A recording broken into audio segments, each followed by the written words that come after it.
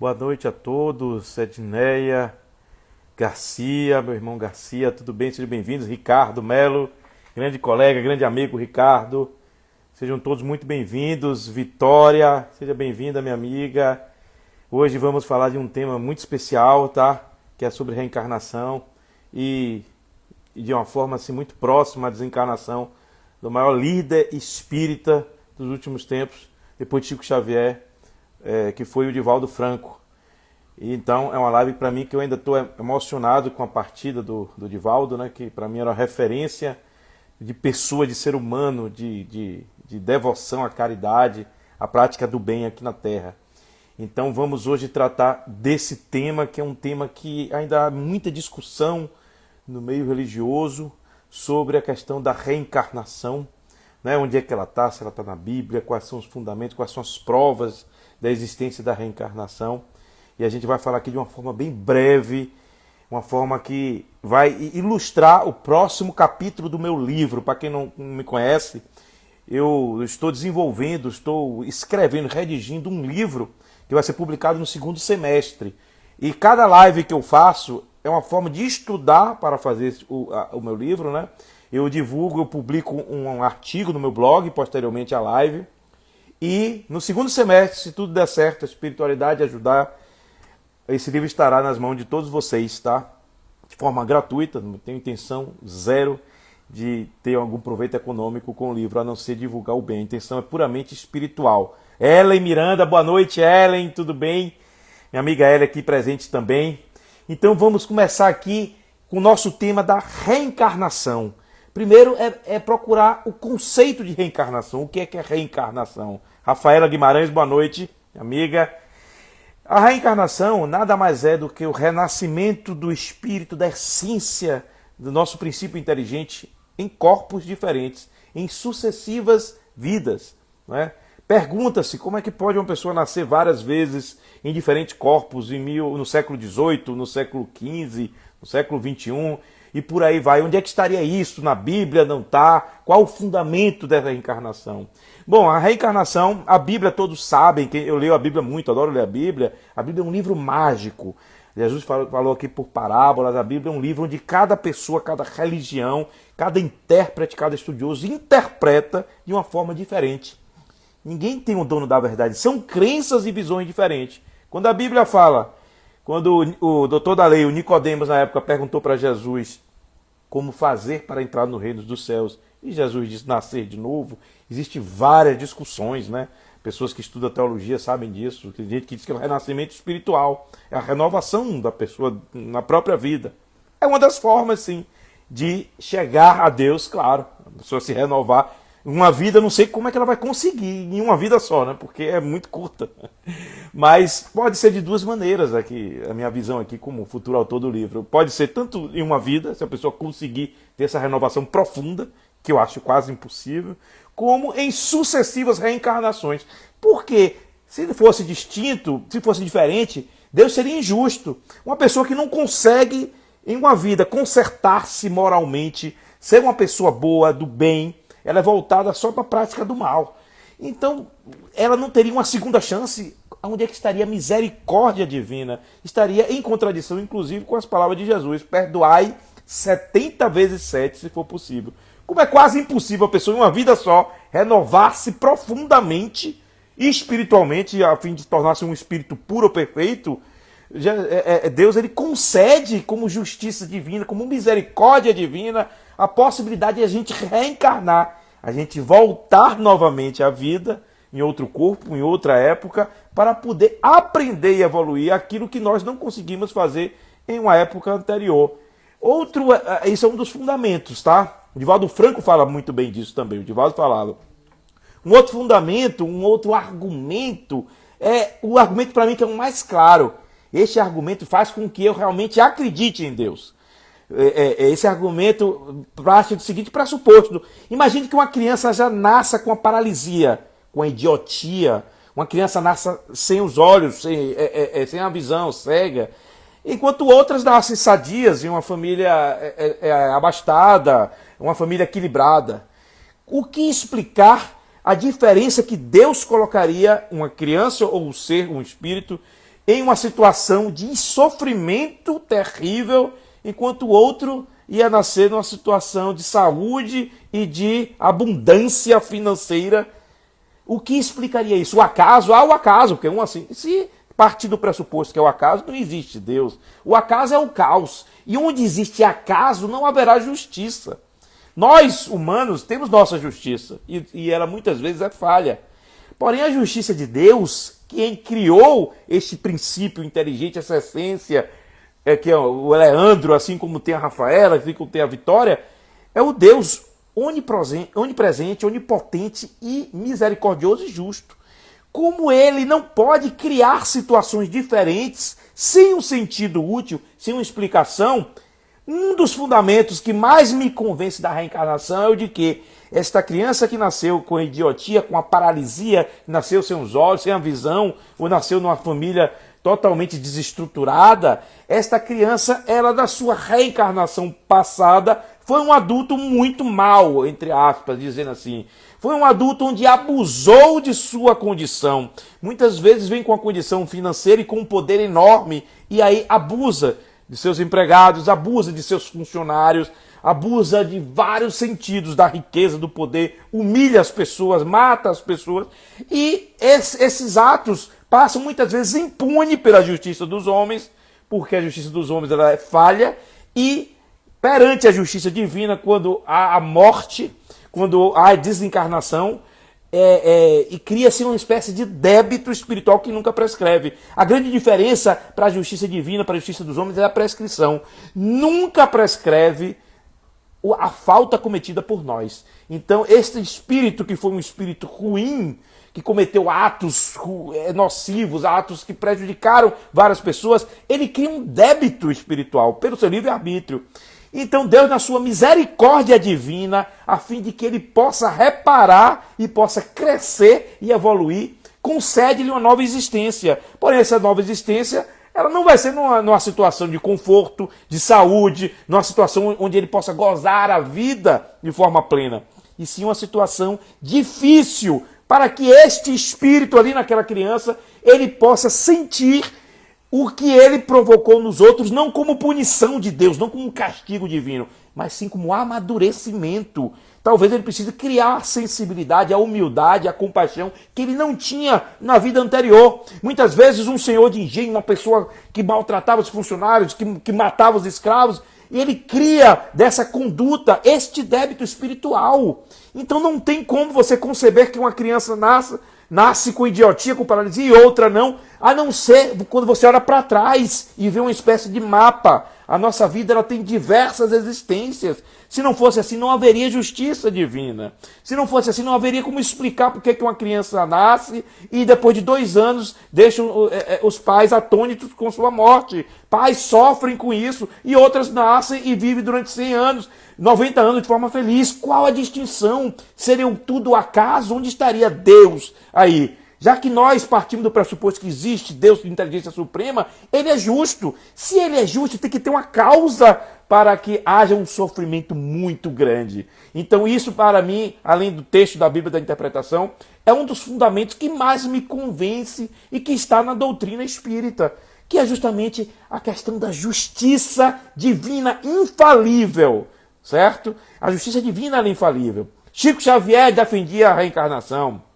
Divaldo Franco também, e citava todos esses exemplos. O exemplo justamente dessas situações, como explicar situações onde uma pessoa vem e sofre com um câncer durante 10 anos, 8 anos, não provocado por sua conduta, a pessoa se alimenta bem, a pessoa faz atividade física e do nada, de forma do acaso, ela vai lá e tem um diagnóstico de uma doença terrível. Essa doença terrível ela traz sofrimento por muitos e muitos anos. Quando não é pelo livre-arbítrio, ou seja, pelo próprio ato de provocar o câncer ou outra doença, só tem uma explicação lógica, causas anteriores. Aí a pessoa fala, mas ele é tão bom, fulano é tão bom e só faz sofrer. Fulano é tão bom, está numa cama, ficou paralisado, fez a vida toda, era bom.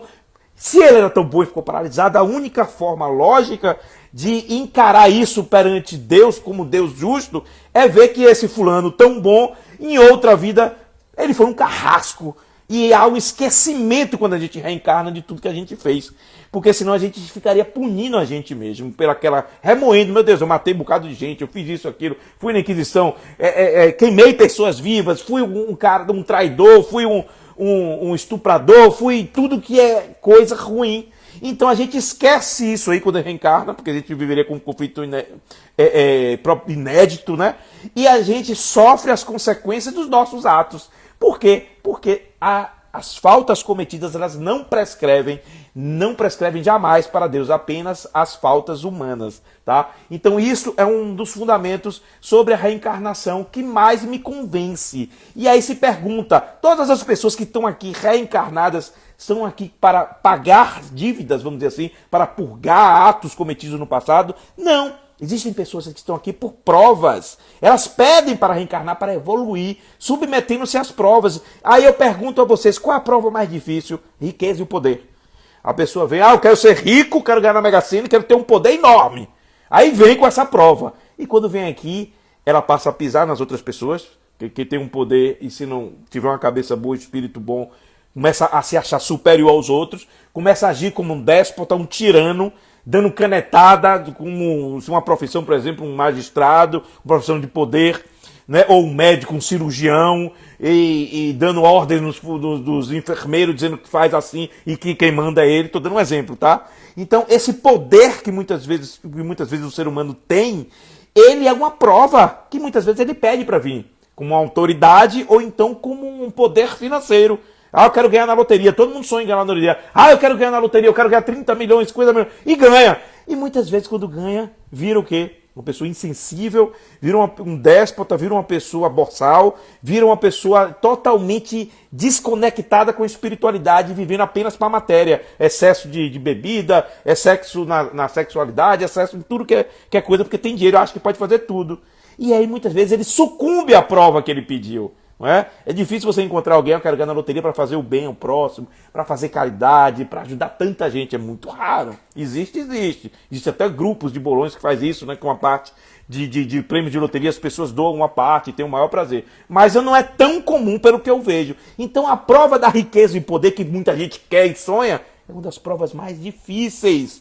Mais difíceis muitas vezes do que a prova da miséria, a prova da pobreza extrema. Porque na pobreza extrema, um está ali ajudando o outro, as pessoas numa comunidade. Aí a situação, por exemplo, do mundo inteiro vigora mais a pobreza do que a riqueza, né? Que estamos aqui no mundo ainda de prova e expiação. Quem está em prova está passando por desafios. Quem está em expiação, com xizinho, está passando por quê? Por reparação de danos causados no passado. A pessoa era um senhor de engenho, um grande agricultor, um grande empresário e matou não sei quantos funcionários na época, maltratou, estuprou diversas mulheres e vem numa próxima vida para expiar, para pagar, para quitar aquele débito kármico que ela criou. Então ela está numa reencarnação de expiação, de pagamento de dívida. Aí pergunta-se, sempre vai haver o pagamento de dívida pela dor, por sofrimento? Não. Às vezes pode ser pelo amor. A pessoa tem dívidas e vem, eu quero fazer o bem a vida inteira. Quero ter uma vida de devoção à prática do bem, não só por meio da caridade material, de doar algo que eu ganhe em dinheiro ou matéria, mas também pela caridade moral, ser atencioso com o próximo, ser um bom patrão, ser uma pessoa humilde, ser uma pessoa que tenha empatia com o outro. Isso é caridade. Quantas vezes a gente liga desesperado para alguém, só quer uma atenção, a pessoa, deu tempo não, desliga na sua cara. Ou então finge que vê o WhatsApp e não responde. Muitas vezes a outra pessoa só quer uma atenção. Ela pode estar sozinha, ela pode estar deprimida, ela pode estar em conflito, ela pode querer tirar uma dúvida e esteja sem jeito de pedir. E aí vai até você, até nós, muitas vezes a gente passa isso. A gente vai lá e ignora isso. Então é importante que a gente pratique não só a caridade material, como também a caridade moral, tá? Então essas provas, vamos dizer que a pessoa passa, a prova da riqueza e do poder, ela sucumbe na maioria das vezes. E a expiação, que é débitos de vidas anteriores, pode sim ser quitada pelo amor. Eu vou dar aqui o exemplo de Divaldo Franco, certo? Divaldo Franco, ele foi perseguido por um espírito obsessor. Divaldo Franco, ele conta a história dele, na biografia tem isso aí, inclusive, no filme de Divaldo Franco, que durante 45 anos um espírito obsessor perseguia ele. E por que perseguia ele? Porque o próprio Divaldo Franco, em outra existência, fez um mal para esse espírito. Ele induziu a prática ao suicídio desse espírito. E esse espírito não perdoou Divaldo e, em alma, ficava ali, atormentando a vida do Divaldo por 45 anos. Quando foi que ele parou de atormentar a vida do Divaldo? Jorge Nunes, meu pai aqui na área. Quando Divaldo Franco adotou a mãe desse espírito.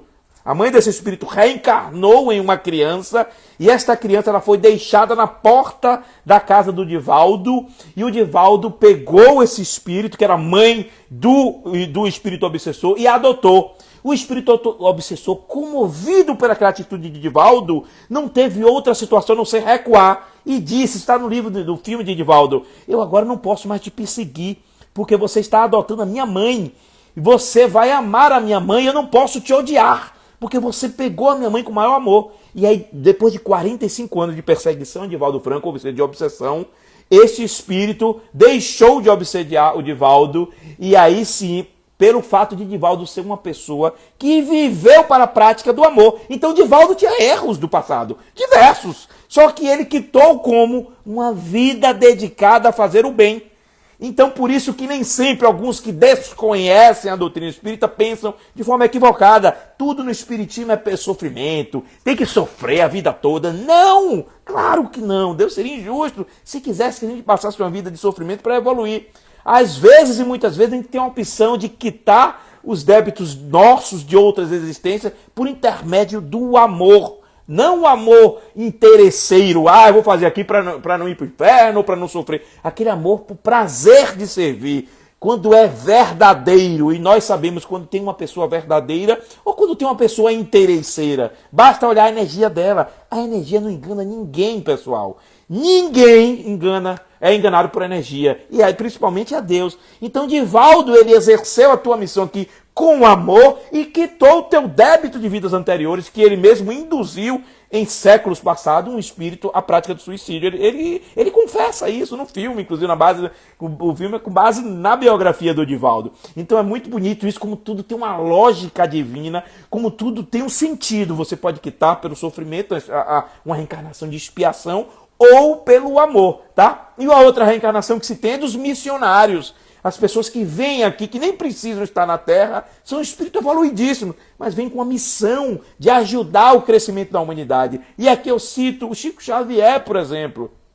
Madre Teresa de Calcutá, e espíritos tão evoluídos que não precisariam pisar na Terra, porque nós sabemos que aqui é um mundo ainda onde a energia ruim prevalece, a violência, pessoas que não são verdadeiras, espírito infeliz, mas eles vêm aqui para dar lições a nós, para nos dar ensinamento, para prestar aqui exemplos de caridade pura e de amor ao próximo de forma abnegada. Chico Xavier é um exemplo de reencarnação por missão.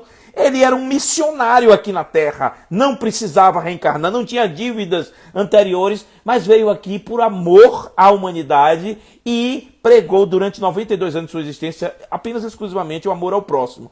Então essa é uma espécie de chamada reencarnação de missionários, que são poucos, né? São poucos. Assim como existe a Terra, o planeta e o universo é infinito, praticamente enorme, gigantesco, nós não podemos nem dimensionar. Existem mundos muito mais evoluídos do que o nosso. Jesus já dizia, há muitas moradas na casa do meu Pai. Então, se existem mundos e existências acima da Terra, de forma tanto intelectual como moral, nós temos mundos chamados felizes e mundos em regeneração. Ou seja, onde o sofrimento não prevalece mais. Está em transformação para mundos felizes, onde prevalece a felicidade. Aqui não prevalece a felicidade na Terra, ainda prevalece o que? A dor, a violência, as doenças, a falsidade, o sofrimento, as depressões. Então a Terra é um planeta ainda em prova e inspiração que está numa fase de mudança de forma lenta, muito lenta. Às vezes a mudança pode durar 1 milênio, séculos e séculos, para tornar-se um mundo de regeneração, onde não vai prevalecer mais tanto a miséria, a dor e as doenças como hoje ainda prevalecem. Mas antes de acontecer isso, tem o quê? Transformações sociais, missionários vêm à Terra, como foi o Chico Xavier, como vieram os outros espíritos evoluídos, e de certa forma o próprio Divaldo também, embora ele tivesse ainda dívidas anteriores que mesmo relatou, que é em relação ao espírito que ele induziu ao suicídio, esses espíritos que vêm aqui com essas missões de propagar o bem, de nos dar ensinamentos, ele vem com a intenção justamente para ajudar a transformação do planeta, que se chama transição planetária, de um mundo de prova e expiação para um mundo melhor, chamado mais evoluído do que estamos hoje na atmosfera da Terra, que seria um mundo de regeneração, tá? Então, é uma coisa muito lógica, por isso que eu sou apaixonado, diria assim, gosto de ler a leitura espírita pelo raciocínio lógico.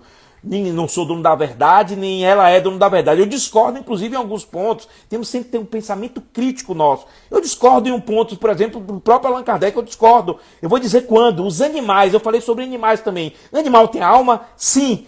Ele disse isso tranquilo. O que é alma? A alma é a essência, é a nossa personalidade, o que está dentro de um corpo. Tem animal que é mais recatado, tem animal que é mais eufórico. Animal sente tristeza, alegria, tranquilo. Eu falei isso numa live anterior e no meu artigo.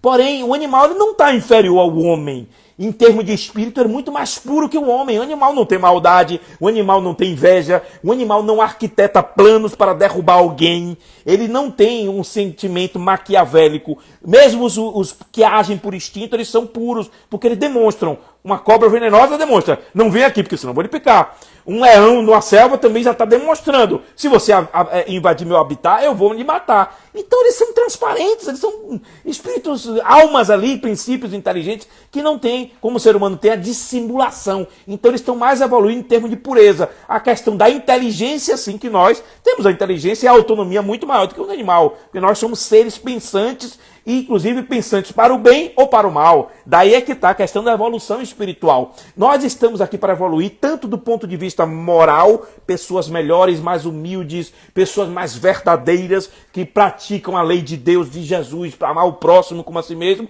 mas também estamos aqui para evoluir de forma intelectual, estudar ciência, descobertas de doenças, pessoas que são cientistas, pessoas que trabalham em órgãos públicos e também empresas privadas que ajudam com suas descobertas científicas a evolução do progresso da humanidade no ramo da tecnologia, no ramo da engenharia, na área de saúde, na área do direito, artigos novos científicos, tudo isso para ajudar a humanidade a evoluir. Então os seres inteligentes, sim, eles pertencem a um setor da evolução espiritual. São dois, o moral e o intelectual. Muitas vezes a pessoa só tem um. A pessoa é um excelente, é um gênio da matemática, é um gênio do direito, porém é uma pessoa sem escrúpulo, é uma pessoa que usa aquela inteligência para a prática do mal. Então ela só tem uma evolução, está faltando a outra. As duas têm que andar lado a lado para você ter realmente um espírito que esteja mais próximo da perfeição, mais perto do que Deus espera de nós aqui na Terra, como Pai nosso,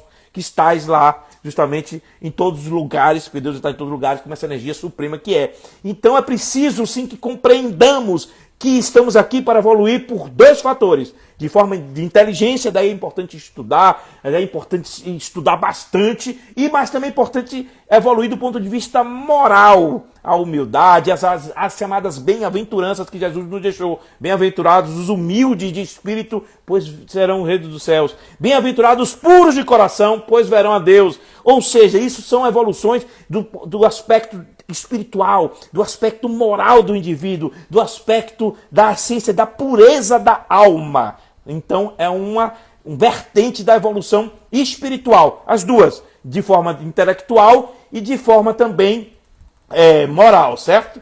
Então, por aí a gente já vai se encaminhando, minhas lives estão sendo mais curtas para não ficar repetitiva. E eu vou falar aqui, o que é a reencarnação? Significa o quê? Significa a justiça de Deus.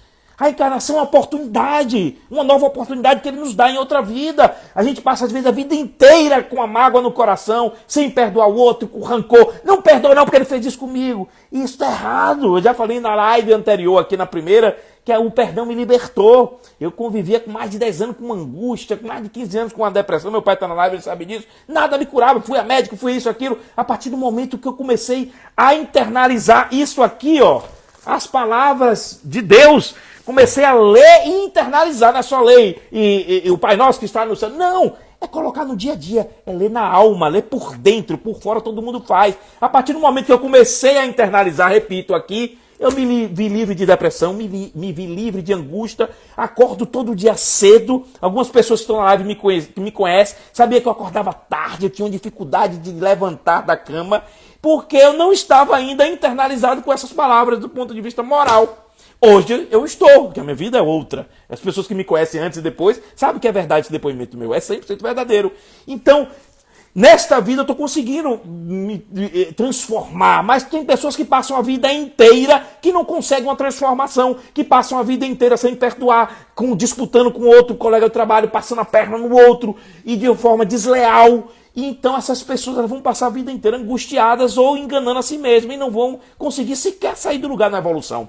Então por isso que Deus, na sua misericórdia divina, para que todos possam evoluir e chegar à felicidade suprema, Ele concede novas oportunidades, o renascimento. É preciso nascer de novo. Ou nascer de novo nesta vida, melhorar, ou então em outras e outras vidas até melhorar, porque Deus ele é misericordioso e Jesus disse, perdoai 70 vezes 7. Ou seja, vamos dar chance várias vezes, até ele aprender. Mesma coisa, vamos deixar reencarnar uma vez, 5 milhões de vezes, até ele aprender. É a mesma coisa. Perdoar 70 vezes, então reencarne tantas vezes quantas vezes forem necessárias, para que você evolua espiritualmente, tá? Esta é a minha visão, não é isso? De vida, e como a Edneia falou, a Bíblia é o nosso manual de vida. Simval aqui, obrigado Simval aqui, pela audiência aqui e pela interação. Então, é preciso que nós tenhamos essa consciência, que estamos aqui por misericórdia divina, que nos concedeu a vida para que nós sejamos pessoas melhores. E é importante que nós façamos nessa vida logo, para não ficar aqui voltando em sofrimento, voltando mais uma vez e cometendo o mesmo erro, sendo orgulhoso, achando que é melhor do que o outro, porque tem isso, tem aquilo, porque tem dinheiro, porque não tem, olhando de cima a baixo para o próximo, como muita gente aqui faz. Enganando, porque essas pessoas não são felizes. No fundo, elas não têm a felicidade que Deus disse. Bem-aventurados aqueles que são puros de coração por verão Deus, e bem-aventurados os que são simples de alma, os espíritos simples, porque estes verão o reino dos céus.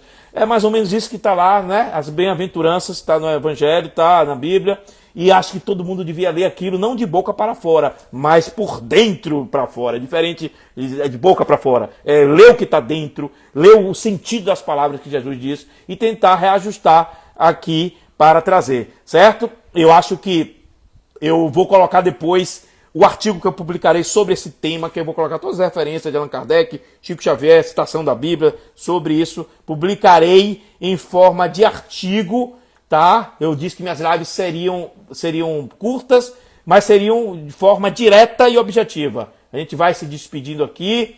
Agradeço, vou ver se tem alguma coisa mais para eu falar aqui, a todos que compareceram. Espero que tenham entendido um pouco o sentido da reencarnação, né, que é conceder oportunidades de se melhorar várias vezes e justamente explicar as desigualdades que vemos no dia a dia e nas origens de nascença. E só uma coisa para terminar, as famosas tendências naturais. Agora eu me lembrei de algo muito importante. As tendências inatas que o indivíduo nasce também se explica por reencarnações passadas. Por exemplo, Ayrton Senna era um piloto nato. Se ele nasceu com aquele dom, foi do nada, por que eu não sou que nem o Senna, não consigo? Um jogador de futebol que dribla de forma como um Neymar, um Pelé, por exemplo, sobretudo o Pelé. Ou pessoas tipo Einstein, que nasceu com inteligência enorme, e tem outros que têm uma dificuldade grande de fazer matemática. Deus iria aqui olhar, iria colocar uns com inteligência superior e outros não, de forma o quê?